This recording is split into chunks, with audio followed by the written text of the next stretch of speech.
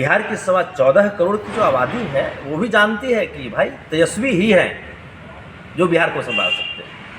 नीतीश कुमार वो जान रहे हैं कि बीजेपी वाले नीतीश कुमार जी को ठग रहे हैं। नीतीश कुमार जी के वजह से बीजेपी वाले यहाँ पे चोर दरवाजे से सरकार में बैठी हुई है। उनकी मंशा है कि संतोष रेणु चुप हो जाए, और हमारी सोच है कि वो अपने विचारधारा में कुछ परिवर्तन करें। हमारे लड़ते हुए बहुत बार सामंती विचारधारा के कठोर दृष्टि दोष का सामना किए। आज हमें भी करना पड़ रहा है, लेकिन कोई बात नहीं। माननीय न्यायालय पे हमें भरोसा होता है और माननीय न्यायालय ने हमें बार बार जमानत दी है, क्योंकि माननीय न्यायालय इस देश की संविधान से चलती है और इस देश की संविधान में अपनी सकारात्मक अभिव्यक्ति व्यक्त करने की अधिकार भी हम लोगों को लिखी है। नमस्कार, मैं चितरंजन कुमार और आप देख रहे हैं सीतयोग न्यूज। देखिए, औरंगाबाद में जेल से छूटने के बाद यदुवंशी सेना के राष्ट्रीय अध्यक्ष संतोष रेणु यादव सीधे औरंगाबाद कोर्ट पहुंचे, जहां उन्होंने पुराने मामले में हाजिरी लगाया और हाजिरी लगाने के बाद औरंगाबाद के सिन्हा कॉलेज मोड़ के पास स्थित एक निजी रेस्टोरेंट में वे मीडिया को संबोधित किए। प्रेस वार्ता आयोजित कर मीडिया को जानकारी दिया। उन्होंने बताया कि मुझे जेल भेजने का कार्य इसलिए किया जा रहा है कि मैं हमेशा से शोषित वंचितों का आवाज़ बनता हूं, और उनकी आवाज़ जब उठाता हूं तो कुछ लोग जो हैं, जो उनकी आवाज़ को ऊपर उठना नहीं देना चाहते हैं, उन्हें नागवार गुजरता है और मेरे ऊपर मुकदमा दर्ज करा देते हैं, जिसके बाद मुझे पुलिस जेल भेज देती है। लेकिन उन्हें न्यायालय पर पूर्ण विश्वास है और न्यायालय ने उन्हें जमानत दिया है और वे जेल से बाहर आ गए हैं। वे फिर से उस लड़ाई को जारी रखेंगे। वहीं औरंगाबाद में रामविलास बाबू, जो पूर्व मंत्री थे, उनकी मूर्ति को उठा करके थाना में बंद कर दिया गया है। उस पर भी उन्होंने कहा कि हम अपने सामाजिक लोगों के साथ बैठक करेंगे और बैठक करने के बाद इस बिंदु पर विचार विमर्श करने के बाद आगे की क्या कार्रवाई होगी वह करेंगे। तो आइए, प्रेस वार्ता के दौरान संतोष रेणु यादव क्या कुछ बता रहे हैं, मीडिया को संबोधित कर रहे हैं, वह आपको सुनाते हैं। संतोष जी, कैसे औरंगाबाद आना हुआ? औरंगाबाद तो पहले भी बहुत प्यारा आशीर्वाद दी है। यहाँ हम औरंगाबाद को अपनी कर्म भूमि मानते हैं। पहली बार जेल यात्रा औरंगाबाद में ही हुई और संघर्ष की लड़ाई लड़ते हुए हमारे ऊपर मुकदमे हुए, और उसी मुकदमे के सिलसिले में माननीय न्यायालय का आदेश आया और माननीय न्यायालय के आदेश का पालन करते हुए आज हम औरंगाबाद आए। संतोष रेणु को बार बार जेल भेज दिया जा रहा है, आखिर क्यों? संतोष रेणु यादव बार बार शोषितों की आवाज़ बनने का प्रयास करते हैं,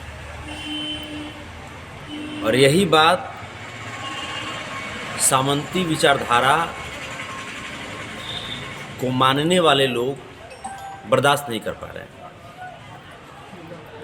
उनकी मंशा है कि संतोष रेणु चुप हो जाए, और हमारी सोच है कि वो अपने विचारधारा में कुछ परिवर्तन करें। हमारी लड़ाई किसी जाति या किसी संप्रदाय विशेष से नहीं है, क्योंकि हर जाति, हर संप्रदाय में कुछ बुरे लोग होते हैं तो बहुत से अच्छे लोग भी होते हैं। हमारी लड़ाई विचारधारा की लड़ाई है। कर्पूरी साहब, लोहिया जी,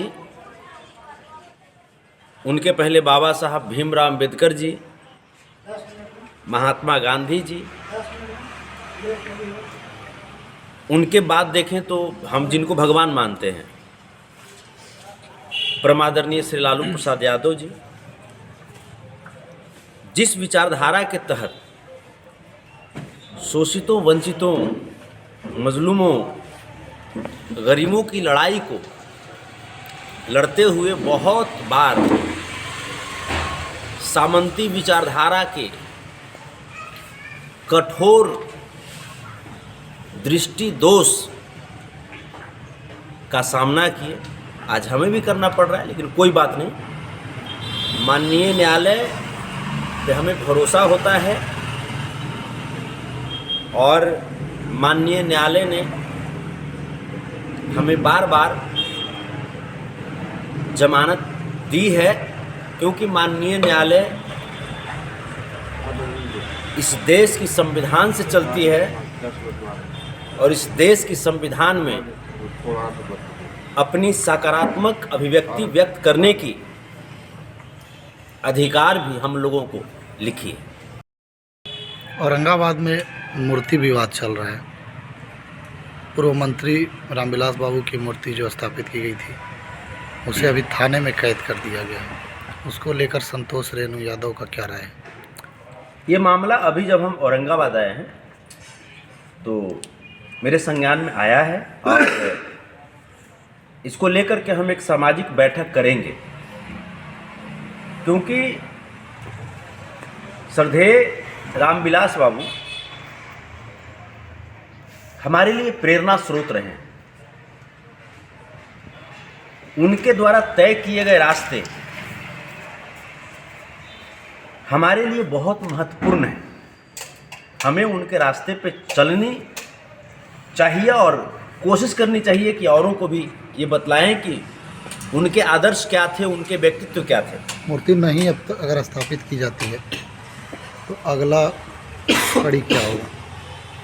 पहले तो हम सामाजिक बैठक करेंगे, लोगों से बात करेंगे कि आखिर आपत्ति किनको है, और आपत्ति है तो किस बात की आपत्ति है।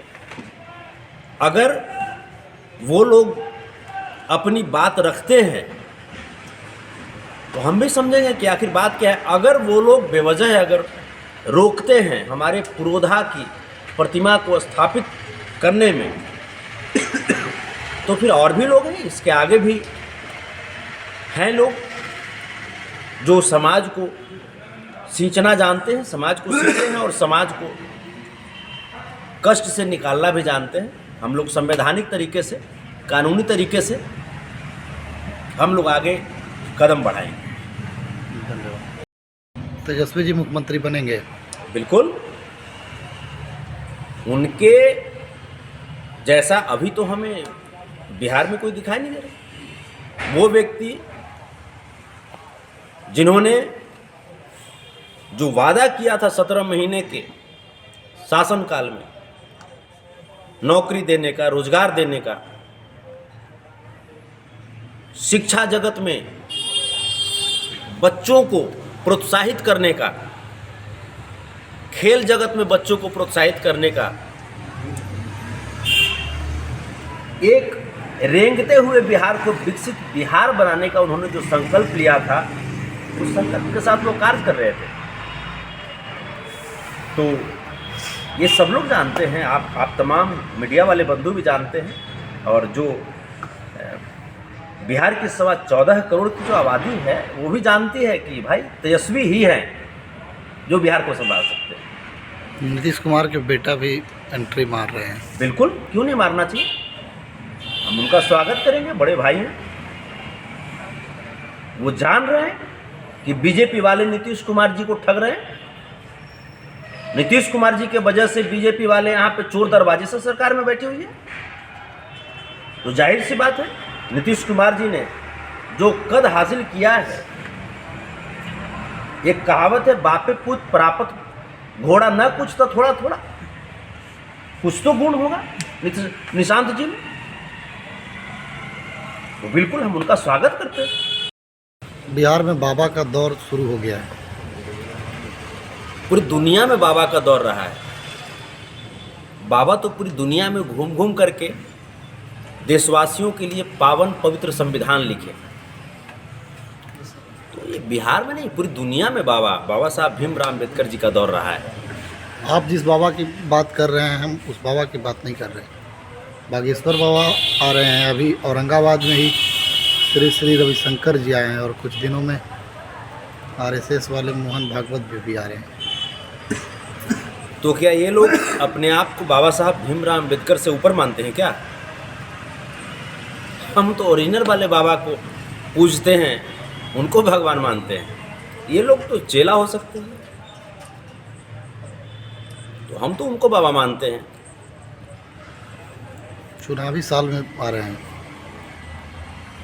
है अपनी पॉलिटिकल जो इनकी संगठन है, आरएसएस की जो बीजेपी संगठन है, उसके लिए तमाम कार्य करते रहते हैं, लोगों को दिग्भ्रमित करते रहते हैं। फिर से लोगों को आश्रम की तरफ भेजने का प्रयास करेंगे। जो गरीब लोग हैं, जो महंगी शिक्षण व्यवस्था की वजह से अपने बच्चों को नहीं पढ़ा पाते हैं, उनका मानसिक दोहन करेंगे ये लोग, आर्थिक दोहन करेंगे, नैतिक दोहन करेंगे। उनके बच्चों को बोलेंगे कि बाबा के पास जा करके घुटना टेको, मत्था पटको, नौकरी मिल जाएगी, कल्याण हो जाएगा, ये हो जाएगा, वो हो जाएगा। और अपने बच्चों को ये लोग अमेरिका इंग्लैंड पढ़ाते हैं। तो ये बाबा, ये डुप्लीकेट बाबा हैं। हमारे वाले बाबा, बाबा साहब भीमराव